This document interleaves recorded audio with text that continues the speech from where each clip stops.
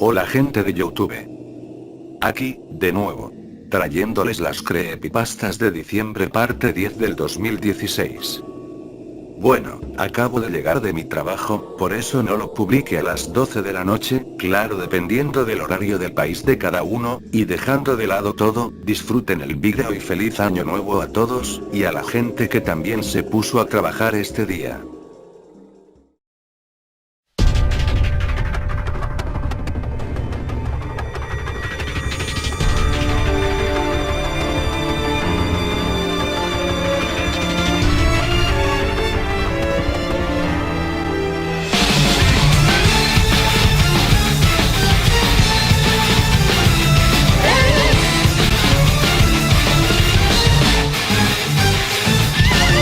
El muñeco.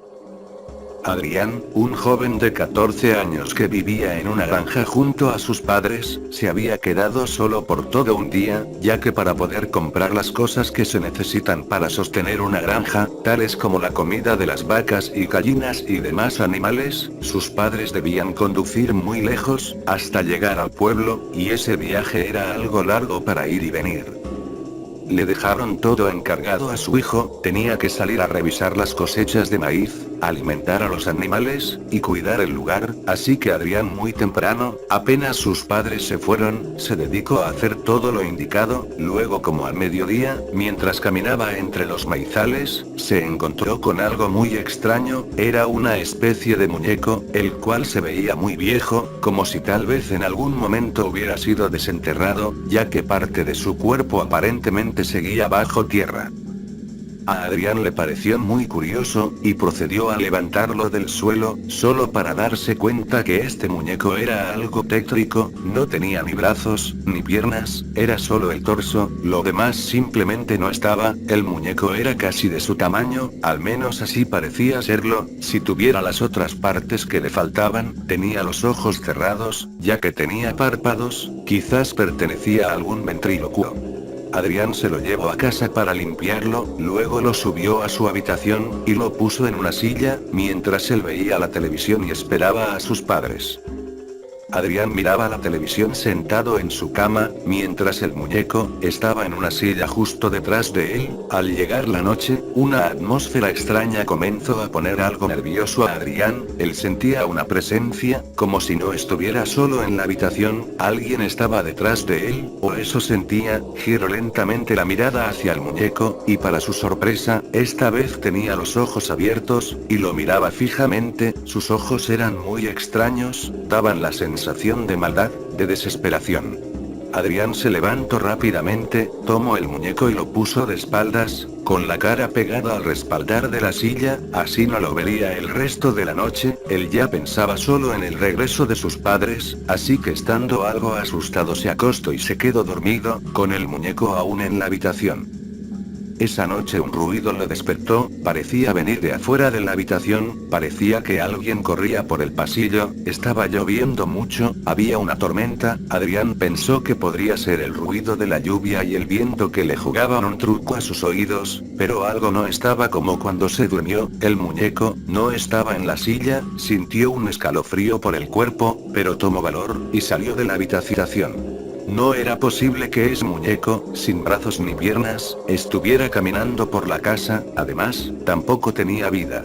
Estas palabras pasaban por su cabeza, se asomó al pasillo, y al cabo de unos segundos, vio la silueta que pasó rápidamente ocultándose en la oscuridad, era una sombra como de su estatura, parecía ser otro joven en casa, Adrián se asustó tanto que regresó a su habitación y se encerró en ella, cerró sus ojos con fuerza y esperó el amanecer.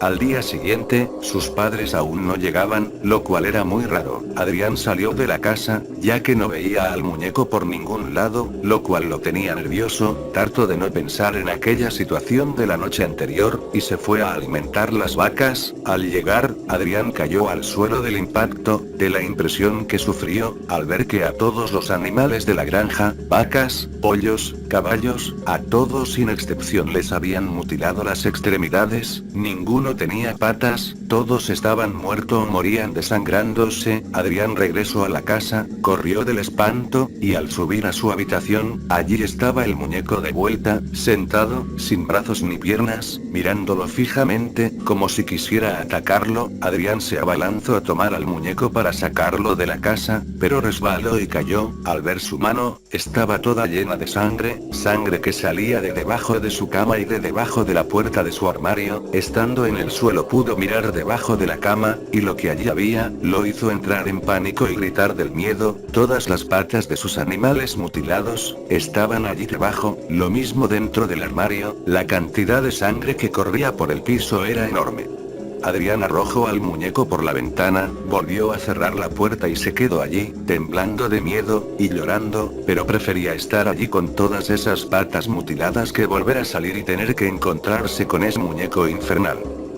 Esa noche, sus padres aún no llegaban, y Adrián ya estaba muy asustado. Unos pasos parecían escucharse entrar a la casa y dirigirse a la habitación. Los pasos lentamente llegaron hasta su puerta, y empezaron a golpear, como pidiéndole que abriera.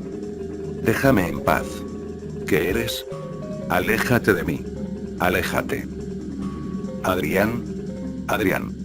Somos nosotros, tus padres. ¿Qué te pasa? Ábrenos la puerta».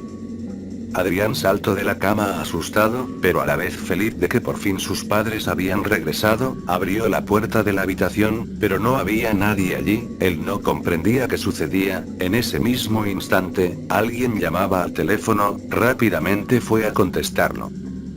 «Hola. Hola. ¿Quién es?» «Adrián. Hijo, soy tu madre. ¿Cómo estás?» «Perdónanos, hijo, con la enorme tormenta que hubo ayer tuvimos una avería en el auto, y no hemos podido regresar. Mañana estaremos allí, te queremos mucho». «Mamá. No, espera, deben volver ahora, mamá. Hay alguien aquí en la casa. Algo. Asesino a todos los animales, y creo que me asesinará a mí». «¿Qué? ¿Qué dices?»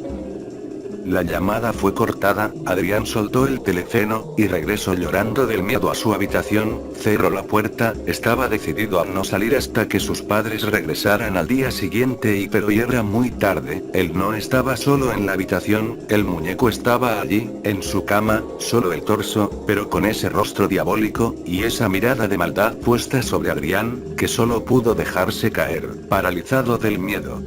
A la mañana siguiente sus padres llegaron, muy alterados por las últimas palabras que escucharon de su hijo. Vieron los animales muertos, y se apresuraron a llegar hasta la habitación de Adrián. La madre entró primero mientras el padre estaba buscándolo abajo. Ella vio la enorme mancha de sangre, pero de alguna forma se tranquilizó, al ver que su hijo dormía, con la sábana que le cubría hasta la cabeza.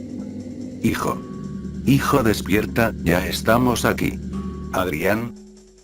Pero al quitar la sábana que le cubría el rostro, la madre entró en shock, y empezó a gritar y llorar sin consuelo. El padre entró a la habitación, y quedó congelado, al ver a su hijo, con su cabello blanco, como si fuera un anciano, su rostro demacrado como si le hubieran extraído la vida, y lo más aterrador, no tenía ni brazos ni piernas, solo era un torso, y había muerto desangrado. El sufrir de sus padres no tenía consuelo, y sus gritos de dolor se escuchaban a lo lejos. El padre tuvo un momento para girar su rostro hacia la silla en la habitación, y ver a un muñeco, con rostro infernal que los miraba fijamente. Aquel muñeco estaba todo manchado de la sangre de Adrián, pero no solo eso, los brazos y piernas mutilados de su hijo estaban en la silla junto con él.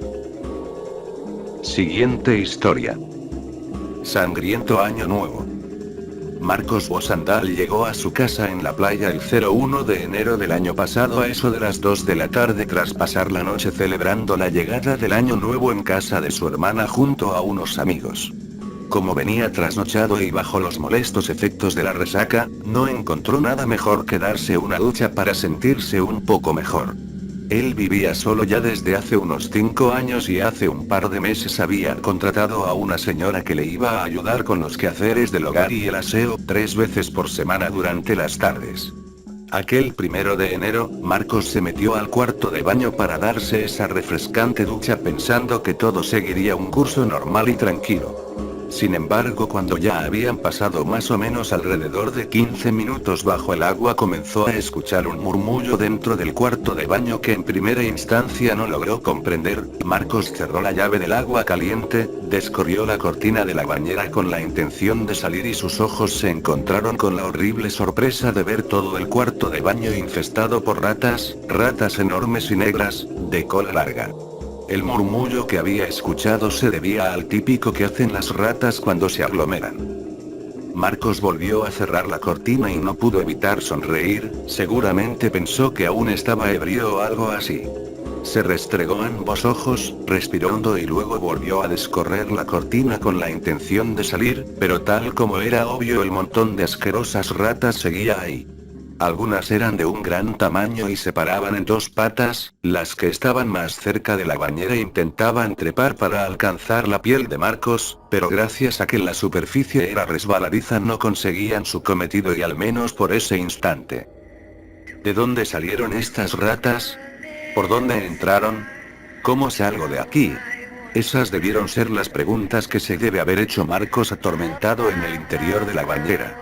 A la luz de la verdad, la situación era más compleja de lo que uno puede creer o pensar.